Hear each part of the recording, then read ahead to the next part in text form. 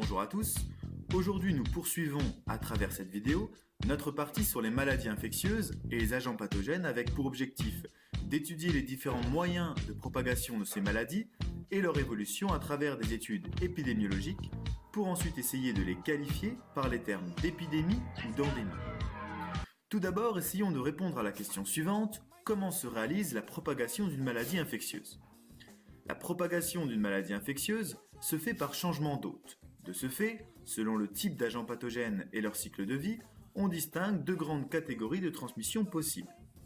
La première regroupe les maladies dont la transmission est directe, c'est-à-dire que leur propagation se réalise sans intermédiaire, soit par le milieu ambiant, avec une contamination effectuée par l'air ou par l'eau, soit par le contact direct entre autres humains. C'est le cas par exemple du sida, avec l'infection du VIH qui ne peut se réaliser que suite à des relations sexuelles non protégées avec un individu porteur de la maladie séropositif.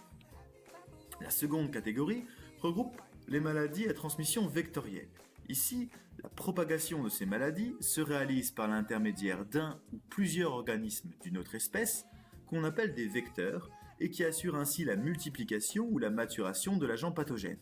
C'est le cas par exemple du paludisme, avec l'infection du plasmodium, qui se réalise par l'intermédiaire d'un moustique porteur, l'anophèle. Mais peut-on suivre la propagation d'une maladie au cours du temps ?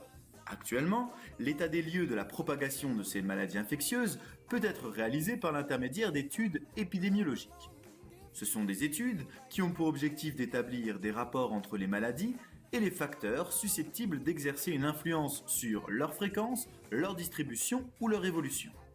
C'est donc en mesurant divers indices tels que la prévalence, qui mesure la proportion de personnes malades à un moment donné, ou l'incidence, qui mesure le nombre de cas apparus pendant une année au sein d'une population, qu'il est possible de mettre en évidence certains facteurs qui influencent l'apparition et la propagation d'une maladie. Ces études nous permettent ainsi de qualifier une maladie infectieuse.